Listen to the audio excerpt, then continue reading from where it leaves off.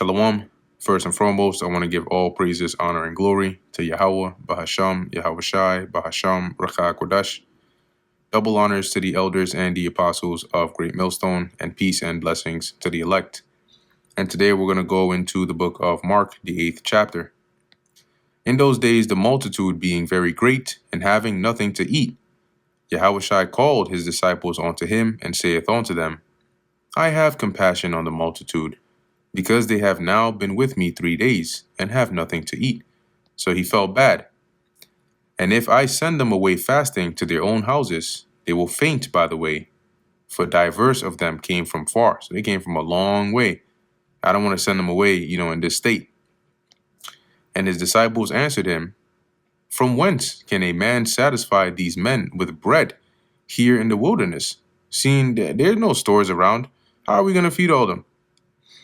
And he asked them, How many loaves have ye? And they said, 7. And he commanded the people to sit down on the ground. And he took the 7 loaves, and gave thanks, and brake, and gave to his disciples to set before them. And they did set them before the people. And they had a few small fishes, and he blessed and commanded to set them also before them. So they did eat, and were filled. And they took up the broken meat, and that was left, 7 baskets. So here it is. They went from 7 loaves and a few fishes to 7 baskets left after he had fed everybody. And they that had eaten were about 4,000, and he sent them away. And straightway he entered into a ship with his disciples, and came into the parts of Dalmanutha. And the Pharisees came forth and began to question with him, seeking of him a sign from heaven, tempting him. Right? If you're really the son of God, you're really the anointed to come, show us a sign. What's the proof? And he sighed deeply in his spirit, and saith, Why doth this generation seek after a sign? Verily I say unto you, there shall no sign be given unto this generation.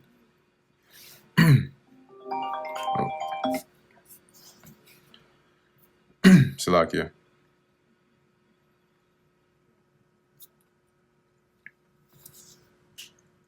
So as it says here, and he left them, and entering into the ship again departed to the other side. Now the disciples had forgotten to take bread, neither had they in the ship with them more than 1 loaf. And he charged them, saying, Take heed, beware of the leaven of the Pharisees, and of the leaven of Herod. And because he mentioned leaven, they thought he was talking about actual bread. And they reasoned among themselves, saying, Is it because we have no bread? And when Yahushua knew it, he saith unto them, Why reason ye because ye have no bread? Perceive ye not yet, neither understand? Have ye your heart yet hardened? So are your minds also hardened that you don't understand what I'm talking about here? That I'm not referring to actual bread? Having eyes, see ye not? And having ears, hear ye not? And do ye not remember? When I break the 5 loaves among 5,000, how many baskets full of fragments took ye up? They say unto him, 12. And when the 7 among 4,000, how many baskets full of fragments took ye up? And they said 7.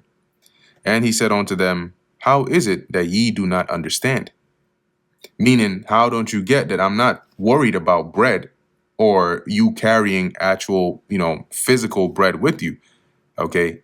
This is, as he's going to believe he expounds on here, but he was referring to their hypocrisy of the scribes and Pharisees. In the book of Matthew, it expounds on there that then they understood that that's what he was referring to.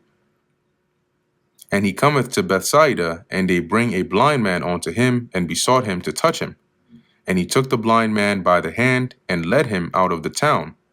And when he had spit on his eyes, he put his hands upon him, and he asked him if he saw aught. So he spit on his eyes, put his hands on him, and asked him if he could see now. And he looked up and said, I see men as trees walking. So his vision was blurry.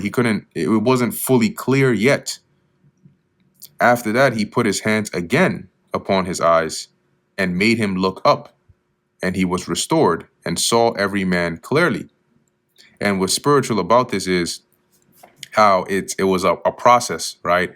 He didn't instantly see everything clearly, but eventually, his sight got better and better and better, right? From the beginning to, the second time, right? And what's spiritual about it is that's how it is. Like when you first come into the knowledge, right? When your spiritual eyes are open, you don't see everything clearly, right? You can see because your spiritual eyes are now open, but with time, wisdom, and experience, the Lord sharpens your eyes and your discernment and, understanding grows. So there's one of the spiritual point. Just wanted to mention that. And he sent him away to his house, saying, neither go into the town, nor tell it to any in the town. And Yahushua went out and his disciples into the towns of Caesarea Philippi. And by the way, he asked his disciples, saying unto them, whom do men say that I am? So who are they? What's the rumor? Who are they saying that I am? And they answered, John the Baptist, but some say Elias, and others one of the prophets. And he saith unto them, but whom say ye that I am? And Peter answereth and saith unto him, thou art the anointed.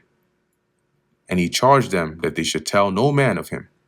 So Peter said, we believe you're the Messiah. And they were like, and then he told them, okay, make sure you don't tell anybody. And he began to teach that the Son of Man must suffer many things, and be rejected of the elders, and of the chief priests and scribes, and be killed, and after 3 days rise again. And he spake that saying openly. And Peter took him and began to rebuke him. So Peter was basically like getting at him, like, don't say that, don't talk like that. Like that's not gonna happen. We're not gonna let that happen. But Peter didn't understand. But when he had turned about and looked on his disciples, he rebuked Peter, saying, get thee behind me, Satan, for thou savorest not the things that be of God, but the things that be of men. Meaning that Peter was saying this, but he was looking at it from the lens of carnally. He didn't want Yahushua to die, right? And it was from his mind, it was from good intention, but these were not the things of God, because it was the Most High's will that Yahushua would go through that. That was the purpose for why he was sent. So in trying to stop that, you would be trying to hinder the will of the Lord. And when he had called the people unto him with his disciples also, he said unto them, whosoever will come after me, let him deny himself and take up his cross and follow me, right? And so you have to be disciplined. You have to sacrifice. You have to bear your burdens. You have to, harden yourself as a good soldier and diligently follow after the Lord. For whosoever will save his life shall lose it.